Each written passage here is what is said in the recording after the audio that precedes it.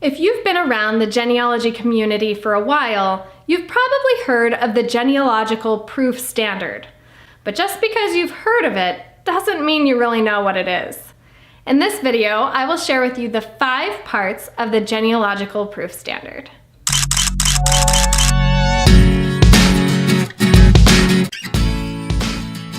Hi, thanks for coming. I am Mari Stotts-Pratt and I'm a professional genealogist.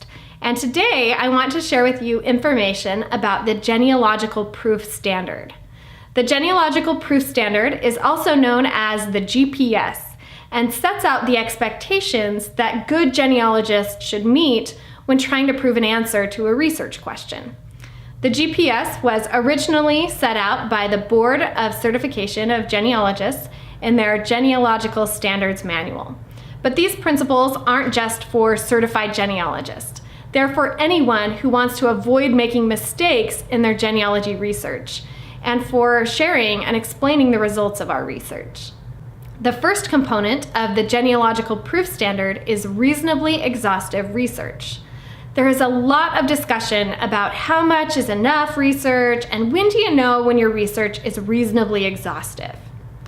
Hopefully first you've narrowed down your research question enough so that you have something specific that you are looking for, such as proving the parents of an ancestor. You don't need to search every record that mentions your ancestor, just the ones that might also identify who the parents are. For example, you wouldn't need to research the birth certificates for your ancestors' children because those records will not mention the names of grandparents.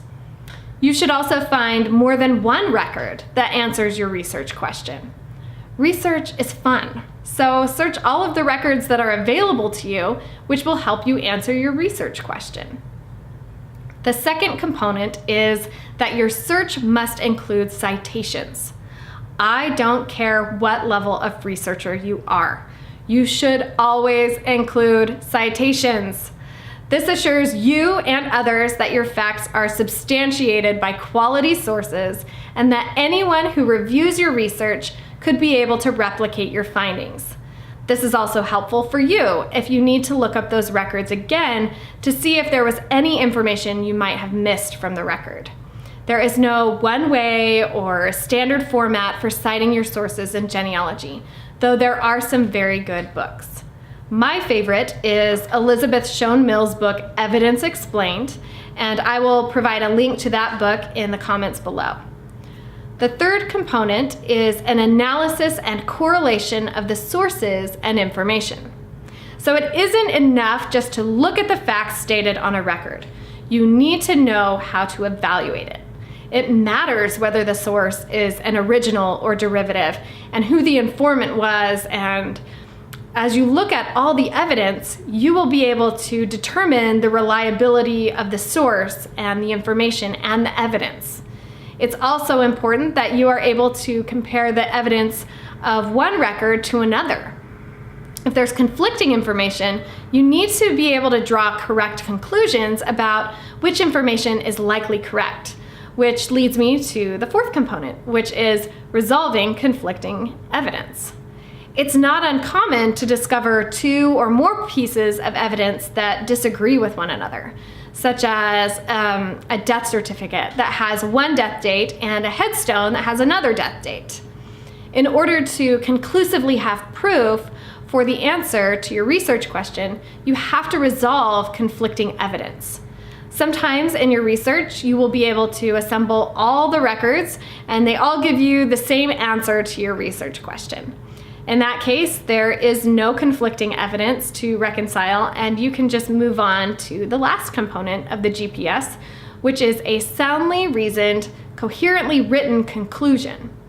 The answer to your research question can't be just what you want it to be, like that you're descended from someone who came over to the US on the Mayflower.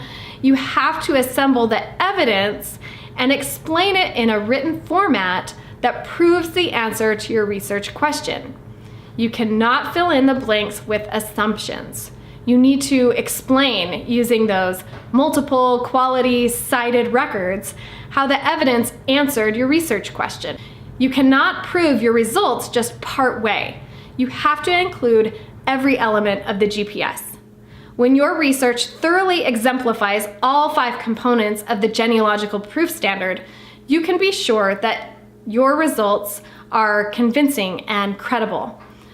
Please take a second to like this video if it helped you understand the genealogical proof standard better, and share with fellow genealogy researchers. Make sure you subscribe so that you don't miss a video, and share in the comments below what you think is the most important part of the GPS. Happy discovering!